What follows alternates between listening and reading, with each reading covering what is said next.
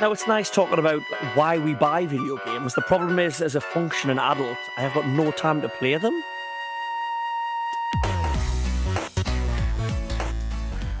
Welcome back to Banjo is tightening my nuts and bolts again. If it hits the sweet spot, there might be a lot of jiggy. Do you know what it is? I don't know. There's podcasts that went on for a long time there. I think we have mentioned Banjo Kazooie Nuts and Bolts probably more than any podcast that is out there in the world. Is that a selling point? Or I think we should change the name of the podcast 30 something gamers to Banjo Kazooie are nuts and bolts. okay, we can do that. I mean, like I say, we've got what 10 months now till I'm 40, so we'll have to change the name anyway. Very true. When are you 40? In April next year. Ooh, time's are ticking. Yeah, Better for pack us this up all. sooner rather than later. Anyway, um, on that, all right, did you know Banjo Kazooie got critical acclaim when it came out? It got like Y- nines out of tens and things like that. Yeah, because I was I'm old, so I was there. I was in the Yeah. trenches.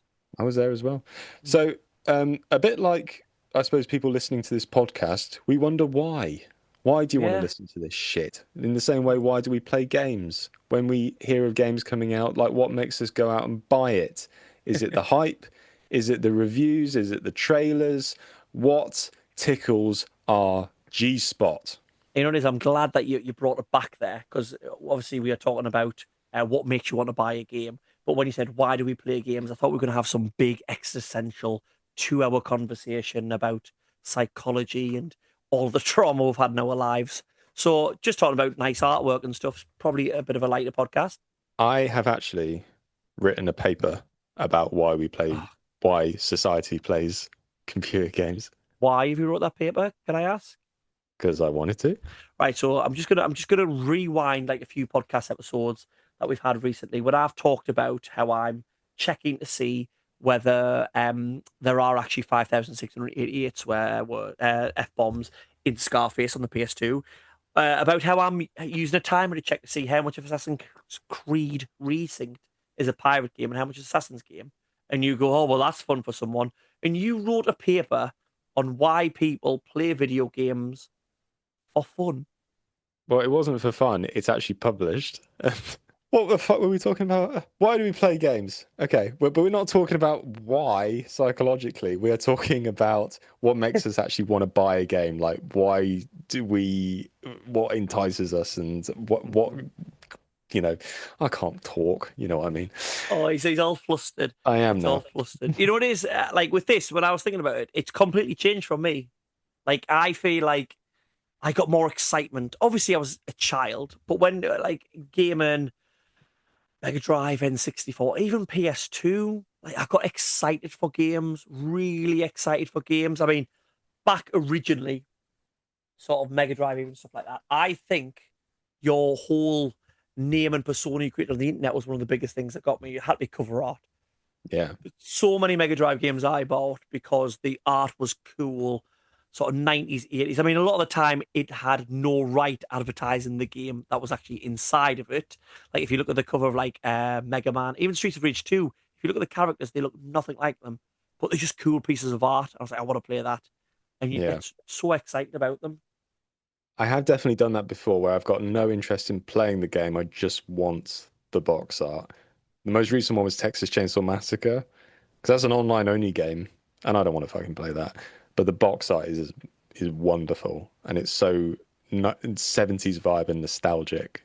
I feel And like I yeah, do that now, not more less so standard games, but if I'm out and about and I'm buying games and stuff like that, if I see like a steel book or something that's really nice, and mm, I might even have the game already, but I'll go, that's nice, I'll have that. Like I'll splash out and get that. And you know what it is? What's really good with that is a lot of people obviously shop retro games and older games and CX. A lot of the time they charge their steel books at the same price as the normal game, so you yeah, sort of it's worth equate it getting. when it comes to that. Most But of the that. time, like I am guided by reviews, not by IGN. I do have like my reviewers, which I'm quite loyal to, and I think if Can they I like can it, I I'm have a probably gonna like it. can I have a guess? I think there's one reviewer I know that I Yeah. think is up your alley.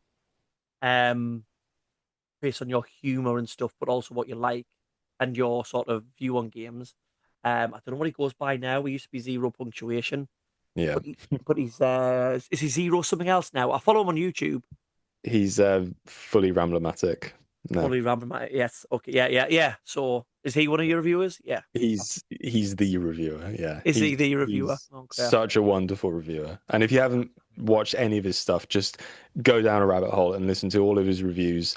He's got such a wonderful way with words, and he's brutal. He's really brutal. He rarely likes games, and some people criticize him for that, but he just hates things that are bland and unoriginal. He really champions new ideas and new ways of thinking, and he kind of does a top five and bottom five every year, and he does a five blandest games as well. And his top five games are always really weird and obscure, and like I don't like them all the time, like, but they are at least You know, you interesting. get an honest review as well. Sorry? You know, you Yeah, get an yeah. honest Like review. he's not like a sellout, and no one's paid him to say things. You just know that it's coming straight from him. Like his game of the year last year was Pacific Drive, which I didn't really like. Like it just wasn't for me, but it did it for him. Like he loves I mean he loves Silent Hill too, but like he loves puzzle games as well. Like he loves Undertale, he loves Return of the Obra Dinn. But he hates COD. He hates. He got fed up with Assassin's Creed, but he liked number four because he said it's not an Yeah. Assassin's Creed game. Yeah. So And yeah, I also think as well he's even what's good is even when he likes the games, he will still poke fun at the parts that are sort of obvious and ridiculous and stuff. Because I listened to his review on uh, 007 First Light, yeah. He and said he liked it. He he really said he liked it. enjoyed the game, but he still like took the mick out of loads of parts where you're thinking, you go, yeah, that's funny, that is true, that is ridiculous. But He again, he actually said it's a did. fun game. Because I was banking on him saying he hated it because he hates Uncharted, like he hates that series, and I love Uncharted 2 and Uncharted 3, but he said I don't know, there's just something about this James Bond which isn't as annoying as Nathan Drake because they're Yeah, both smart talking wise asses and all that kind of thing. And I think he did a video where he broke that because he couldn't understand why he liked James Bond and he hates yeah, Nathan Drake. yeah, So I just like the way he thinks, and he's really honest. And he did a kind of reflection piece where he looks at his old best games of the years, and he's like, "Why did I like that game?" Like he said he liked Skyrim for a long time, and now he's saying like he kind of only likes Skyrim because everyone else likes Skyrim. So yeah. yeah, I just think he's a really original voice in a sea of shitty opinions. Yeah, So yeah. Like I say, going back as well. If we talk, I was talking like originally looking at covers and stuff in the '90s, the Mega Drive era and stuff like that, and even further on through. For me, it was magazines. Looking at magazines back then, because that's the only place you could get not only reviews of games, but you could get images of the games as well. Because if you didn't have the internet, you couldn't go on and just type and watch a trailer and stuff like that. And you'd go in to find out what the next game looked like and stuff like that. Like I used to collect PC Gamer, all my Sonic the Comics as a kid. Obviously, it was Sega produced, so all the games got really good scores in it. And I couldn't remember back how biased they were. Like looking at some really bad games and looking at the reviews they gave them. But it was more just looking at what the game looked like and what it was supposed to sort of do because I think that was an era where I remember like waiting for the next Tomb Raider and stuff to go out, and you just look at how much better the graphics and the mechanics and gameplay and stuff were. And I think that's gone now because yes, there are games that are beautiful, but you look for it less because every game can be beautiful. Like even indie games can look like 10, 15-year old AAA games. So you just look for those, and it's strange now because I do watch trailers now but I more watch like state of play and the trailers they bring out when the games are first announced, mm, and then I try not to because I don't want. It's like when you watch a trailer for a movie and it spoils all the biggest parts of the movies or gives you an inkling of what might happen at certain points. I don't want that. I want to experience a game blindly, but that's obviously a dangerous road because then there is a lot of crap games out there and you can go down. So I think it's that sort of at the minute I would say when I'm choosing a game, I watch a trailer. Like there was that one at State of Play, which was the cover based foot where there's There's two people. I can't remember the name of it now. It escapes me. Um, but I watched that and I thought that really looks interesting to me. Um, but I won't watch any more trailers, especially when it comes up to it just coming out. I think I'm not watching trailers because it'll just, make us think, oh, it's going to be crap, or oh, it's going to be really good, and it won't be. Um, so I don't. I try not to watch trailers anymore, which I think's I don't know. strange. I don't think trailers are as good as they used to be. I thought trailers peaked in kind of the mid 2000s with Yeah. Dead Island and the Halo one and Call of Duty Black Ops. And I'm not a huge fans of those games, but they just knew how to put like market them Yeah. and do something really cool and interesting and be creative with it.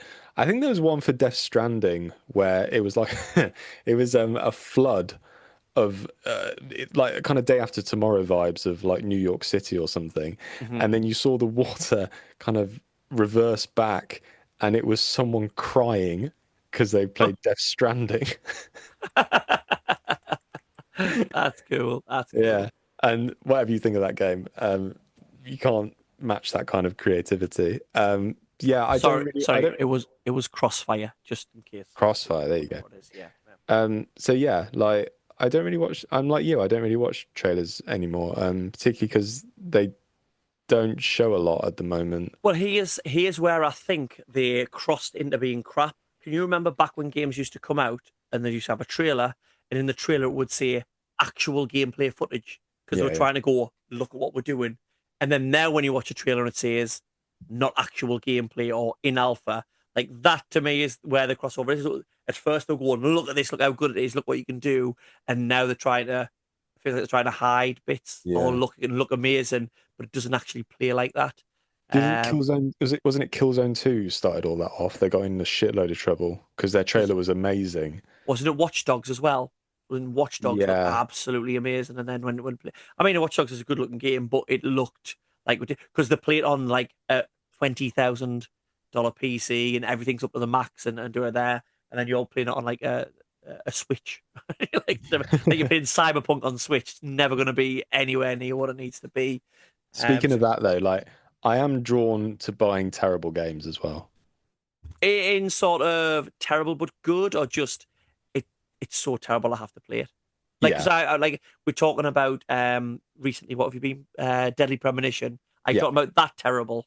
Like sort of it's terrible, but Well, I always knew Daily Premonition had a huge fan base, mhm. and it was always a polarizing one. But I mean more of like the really 1 out of 10s, the Rise Hell Retributions, the Amy. Do you remember that game, Amy? Hear me? No, what's that No, one? it was the whole game was an escort quest, and it was awful. Like it was so bad. And if like IGN or whoever, if anything gets a 1 out of 10, I'm like, I need to see how terrible this is Yeah, because you could blag a 4 or 5 out of 10, and I'll just glance over it. But 1 out of 10 has got to be something special. yeah, yeah. A special type of shit. See, because that's it. I like. I as well. When I'm talking about games that I buy now, obviously I'm talking about games that new games coming out more than anything. Obviously, I mentioned before on the show, I'm going for a full PlayStation 2 collection. I'm going for a full 360 collection. So that is obviously a process where it means I've got a lot of games in the collection, and some of them are terrible in a bad way, some of them terrible in a good way. Other parts of the collection, I like sort of for my N64, my Mega Drive, original Xbox, Wii, stuff like that. I look for like games that I had in my childhood that I sold or Mm. moved on. So I'm trying to have them there for nostalgia purposes. I also great games that as a kid I didn't have, and I know I can emulate them, but I like to have them in my collection. It's like, oh, I've got them there now, so I go for those ones. But I also try to like the PS3. Obviously, I'm not a big collector for the PS3, but I do have a list of the exclusive PS3 games because in my Mm. head I also go if I've got a full Xbox 360 collection and then I've got the exclusives on the PS3, I've got like one of the greatest gaming generations of all time. I've got like every game you can think of sort of in there. So, but that's more just sort of it's more of a goal and a sort of it's more like work collecting those ones than the games. Yeah, I always find that the collector side of things, if I'm going to spend a lot of money, I have to play it and I have to enjoy Yeah. it. I can't buy a shit game that's really expensive.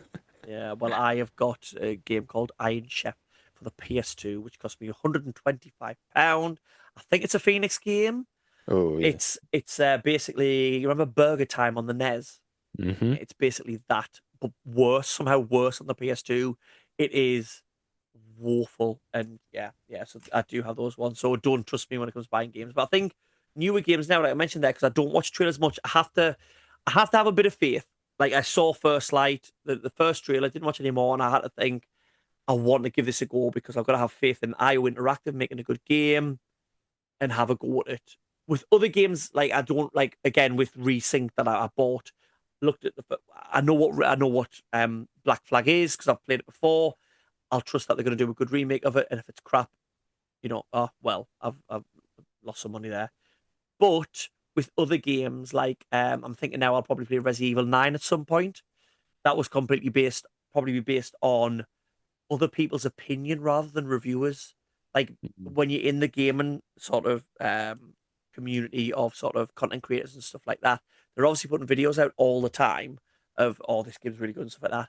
I've now obviously got a Discord of people, and I know in the Discord which people like the same games as me, whose opinion I sort of value and stuff like that. And we talk about games in the Discord all the time. So when I hear everyone saying, "Oh, you know, Resident Evil 9's Game of the Year this year," saying, "Oh, it's really good." People in my Discord are saying it. I'm thinking I'll give that a go. Haven't looked at any reviews or anything like that, but I feel like the general online consensus from non-reviewers is really good. That gives me the sort of impetus to buy a game. Yeah. My copy of Resident Evil Requiem's just arrived today. Has it? Have you just got it? Yeah. Well, I was in two minds. I thought, do I buy First Light or do I buy this? And I thought, I'm Resident Evil all the way, so I'm Yeah. looking forward to it. Well, What that you was could have said, oh, there is you could have got some brownie points with us and said, "Well, I know you done First Light and talked about it on the show, so I thought I'd do Resident Evil 9 to give us more content." So I'm thinking about you, but no, it's sort of selfish reasons, wasn't there's no shortage of content when I speak. Trust me.